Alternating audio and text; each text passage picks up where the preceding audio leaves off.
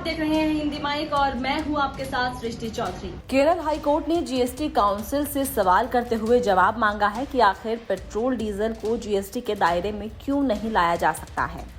सोमवार को केंद्र सरकार और वस्तु एवं सेवा कर यानी जीएसटी परिषद से केरल हाई कोर्ट की खंडपीठ ने डीजल पेट्रोल को जीएसटी के दायरे में शामिल नहीं करने के कारणों को स्पष्ट करने के सख्त निर्देश दे दिए हैं।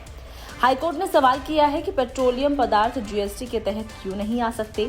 आपको बता दें कि केरल प्रदेश गांधी दर्शनवादी नामक संगठन द्वारा दायर एक रिट याचिका पर मुख्य न्यायाधीश एस मणिकुमार की अगुवाई वाली पीठ ने यह निर्देश दिया है।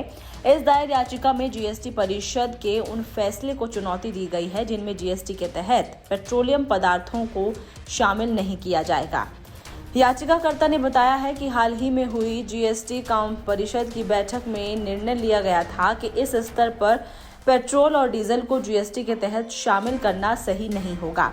आपको बता दें कि परिषद ने एक बैठक का आयोजन किया था जिसमें पेट्रोलियम पदार्थों को जीएसटी के तहत शामिल करने की मांग पर विचार करने को कहा गया था, लेकिन परिषद द्वारा इसे शामिल करने से इनकार कर दिया गया था। एक मीडिया रिपोर्ट के मुताबिक इस मामले की सुनवाई के दौरान संगठन की तरफ से पेश हुए वकील अरुण बी वर्गीज ने दलील दी थी कि जीएसटी काउंसिल द्वारा याचिकाकर्ता के अनुरोध को खारिज करने का कोई ठोस कारण नहीं बताया था, न ही परिषद द्वारा इस पर मंथन किया गया, जबकि मौजूदा स्थिति इस संबंध में निर्णय लेने के लिए सक्षम थी क्योंकि पेट्रोल और डीजल की कीमत में दिन ब दिन इजाफा हो रहा था, जिसके चलते अर्थव्यवस्था पर गंभीर प्रभाव पड़ रहा था।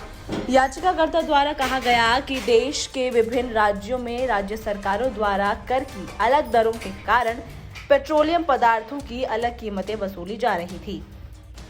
देखा जाए तो संविधान के अनुच्छेद 289A(6) के तहत विचार के अनुसार सामंजस्यपूर्ण राष्ट्रीय बाजार को प्राप्त करने में एक बाधा थी। इसमें बताया गया था कि राज्य और केंद्रीय करों का 1 लीटर पेट्रोल या डीजल में कम से कम 60% हिस्सा होता है। फिलहाल इस खबर में इतना ही।